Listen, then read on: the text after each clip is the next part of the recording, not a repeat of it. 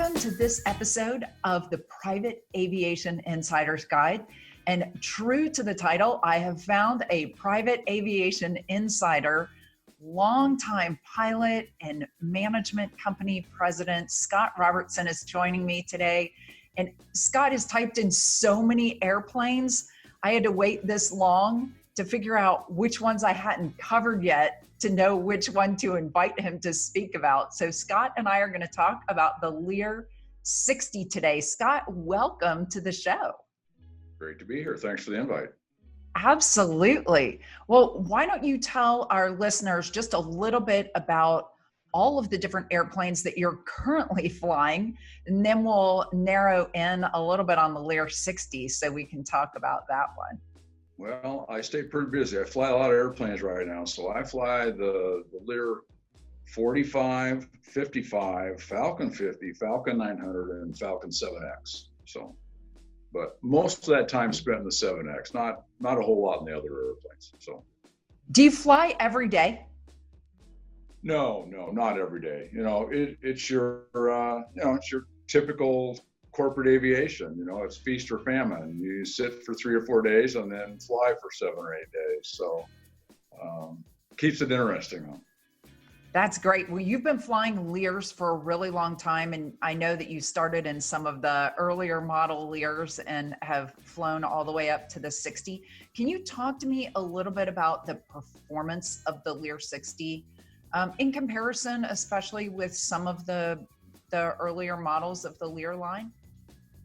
Well, so the first Lear I flew and actually got my type rating in was Lear 24. And the 24 I actually did that in was a very early serial number. So it was an airplane with the original wing, no thrust reversers. So it literally was a rocket ship,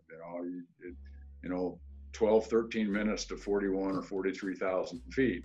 And so interestingly enough, later when I started flying the 60, we started making comparisons and we said, this really is nothing but a long, fat Lear 24. And that's the truth. I mean, you've got Lear 24 climb performance, but you got a nice, big, comfortable cabin and great economics, great range. So it winds up being the best of both worlds in the Learjet family. Fantastic. What's the perfect mission for the Lear 60? Well, we're based in Omaha, so the 60 for us easily reaches any corner of the United States. We can reach up into Canada, the airplane will go to Alaska, and you can get to the Caribbean, Mexico, South of, Central America. The airplane has great economics. I mean, when you compare having flown the 35, 45, 55, 60, all those airplanes, fuel-wise, you can flight plan them exactly the same. I mean, pilot technique and ATC will have more impact on the differences in fuel burn between those 4 airplanes than anything else. So that's a really nice thing. People moving up out of smaller Learjets, they basically have the same operating economics. What about the runway performance of the Lear 60? Having that much thrust, is it a little bit more of a runway hog than other things that you've flown? Well, the unfortunate thing is that, they gave the airplane a lot more thrust. They didn't give it a lot more wing, and they didn't give it any more brake. So, in comparison, this airplane is 5,000 pounds heavier gross weight wise than the Lear 35. It's 2,000 pounds heavier on gross weight than the Lear 55, but yet is still using basically the same wing and brakes. So needless to say, runway requirements went up, regardless of having more thrust. So, but it's manageable. If you want to come out of Aspen on an 80-degree day and go to the East Coast, no, that's not going to happen. But, how many airplanes in that cat area can do that anyway? Tell me about the range of the Lear. Obviously, you mentioned one limitation coming out of Aspen, but overall, what do you find the range to be on that when you're pushing it? How many hours are you flying? Well, you can easily fly that airplane 4 hours. You can fly it 4 hours with 5-6 passengers, land with, 1,800 pounds of fuel, which is well over an hour's worth of fuel. So airplane has pretty good range. I do know one company that used to take their airplane to Hawaii regularly. Not something I would attempt, but I mean, if you have floats on it, maybe. That would make me nervous too. Yeah. Tell me, Scott, about the pilot workload in the Lear 60. It's still, it's a Learjet. It's got the ProLine 4 avionics, which isn't, the next generation or the original electromechanical or even the original EFIS airplanes, which all helps with situational awareness, helps more with pilot workload. The airplane is very easy. There's nothing complicated about the avionics. Easy to understand, easy to learn to operate, reliable. It's Collins stuff. It's bulletproof. So no issues there. Well, you've already touched on the brakes. Talk to me about landing the airplane, because I don't think just anybody can land a Lear 60 well. The airplane, it's got very high reference speeds. At typical landing weights, you've got about 135 knot ref speed. You get heavier at higher altitudes. It goes to 139. That's probably as fast as, or faster than any other business jet out there. We already touched on the airplane. There are some brake energy limits on landing. You get to higher weights and higher altitudes, higher temperatures, you wind up having some brake energy issues. So it can limit your max landing weight at high altitude and high temps. And you need to have a little finesse. Yeah, it's an easy airplane to fly. Like I said, it's a Learjet. Me personally, I don't see there being any tricks to the airplane really. That's just me. Well, how comfortable is it in the cockpit for the crew?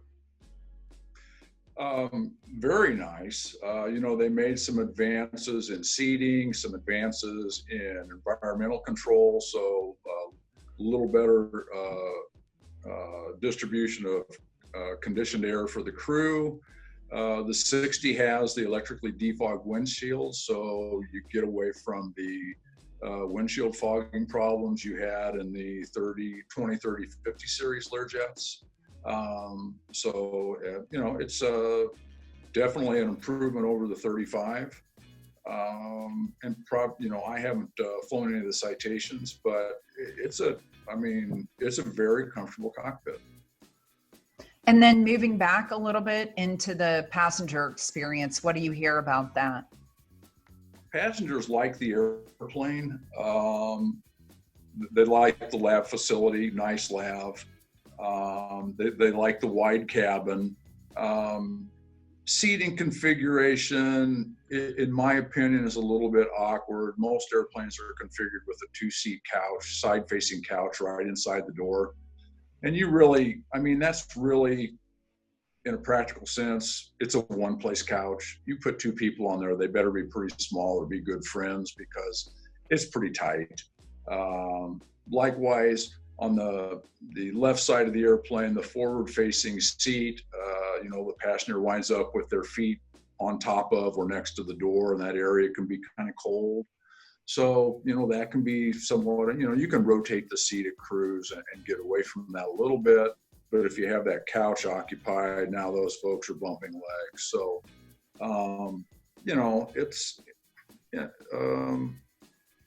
you deal with it.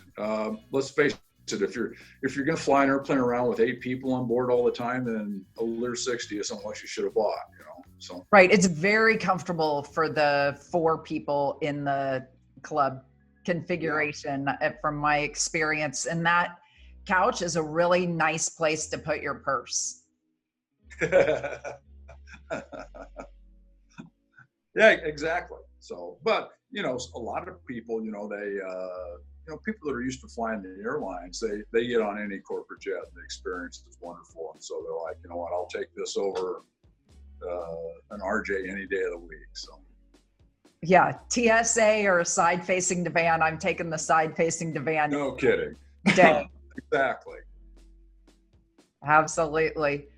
What about the luggage capacity on the Lear 60? 60 is pretty good. There's internal baggage after the lav, which has pretty good capacity actually. And there's an external compartment in the aft, in the tail section. There's a small compartment in the nose, which basically, we use to store covers, so on and so forth, airplane equipment. Usually don't put luggage up there. But the airplane, it really does pretty good. I mean, you're not going to take 8 people and, each of them have 2 suitcases, so on and so forth. But, like I said, that's not the mission the airplane was designed for. So. Right. Now, this one, I think we're going to spend some time talking about because you manage a whole fleet of Lears, you're pretty familiar with the maintenance on the 60 and the other Learjets in the line. Will you tell me how you feel about that? Any idiosyncrasies you've seen in the Lear 60 compared to other airplanes? I really have not. I will say in some of the earlier Learjets, we're starting to experience some parts difficulties. We haven't seen that advance to the 60 yet. It may at some point. We're seeing some earlier high time fractional airplanes get parted out, which helps with spares availability. Really, when you, for any pilot that's flown the other Learjets, when he goes to Lear 60 initial, he's going to look at stuff and say, well, that's just like the 35. That's just like the 55. Learjet really didn't, they were interested in the economics of, on the purchase side and the operation side, and for crews to be able to move between airplanes. And so, they just kept the systems the same. I mean, if they saw an opportunity to make something operate better, they did it. But to be quite honest, the airplane is really, it's just kind of a big fat 35, 55. So. And what are the biggest expenses that you see with maintenance on the Lear 60? The only unusual things we've seen is the airplane. There are some thrust reverser fairings which have a habit of cracking, and there's really no fix for that other than to repair the cracks every time you do the inspection and find them. Bombardier has really never come out with anything that was later and greater. Airplane's out of production, so we're probably not going to see that happen now. I mentioned the nicety of having an electrically defogged windshield. Well, on our airplane, we had one that melted down right in front of the pilot, so we had to replace a windshield, and that's not inexpensive. So there are some, like a lot of these airplanes, as they gave us advancements that were supposed to make life better, it can also increase operating costs when those advancements don't work the way they're supposed to. So the airplane became slightly more complicated. It's far from being complicated, but when you do that, there's more parts that are digital. Unfortunately, we think digital does a great job of controlling everything, but when it breaks, there's no simple fix other than replacing the whole thing. Where when you had something analog, it's like, oh, we can go in and do this and not have to buy the whole part. So, but once again, I've seen that with every newer airplane that we've operated. So no difference here. Right.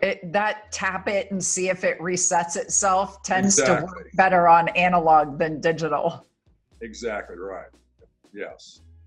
What about the reliability of the Lear 60 compared to other brands of airplanes that you've flown? You know, the airplane's very reliable. Like I said, systems are simple. There's nothing highly elaborate. There's fewer moving parts than a lot of airplanes because of the simplicity. And the simpler you make it, the more reliable it becomes. Learjet's built airplanes a long time. A lot of the vendors they're using have been with them for a long time. So parts are very mature. The vendors are very mature in their design and manufacturing. So is the airplane perfect? No, but none of them are. But I would say it's probably far better than average. Fantastic. What is the craziest trip you've ever flown in a Lear 60? Craziest trip I ever flew in the 60. You know, I don't know if I ever did any crazy trips in the 60, to be quite honest. You know, most of the stuff we do is, you know, maybe you might consider it crazy. We look at it and it's just like, oh, well, you know, we went and did that again, you know. You know, most of our stuff's pretty normal. I mean, we don't go to any super oddball, out of the way airports. We don't go any, in the 60, you really don't go to any exotic locations. You know, most of the stuff we do with the airplane is really simple. You know, we're hopping around the United States, going into big airports with big runways, and maybe going to Aspen or something like that is probably about as crazy a thing as we ever do with the 60, and that's not necessarily crazy. So. Thank you so much for talking to me about the Lear 60 today. I am thrilled to have all this insight about the plane, its operations, its performance, and its mission. I really appreciate you and wish you the best